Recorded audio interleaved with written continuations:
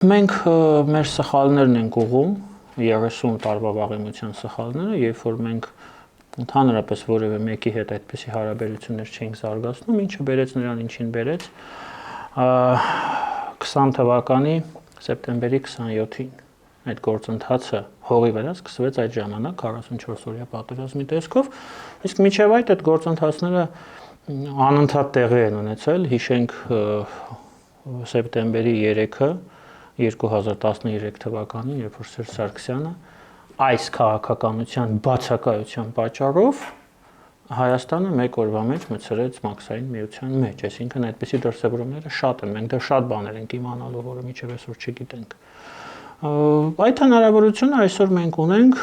փառք Աստծո, այդ քաղաքականությունը վարվում է, եւ ես հուսով եմ, որ այն շարունակվելու է,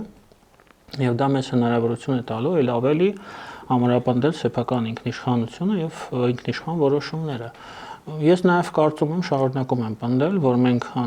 մեզ անհրաժեշտ է շարունակել դեպի Եվրամիություն ճանապարհը, որպեսզի մենք դառնանք հայտ ներկայացնենք եւ դառնանք թեկնածու երկիր։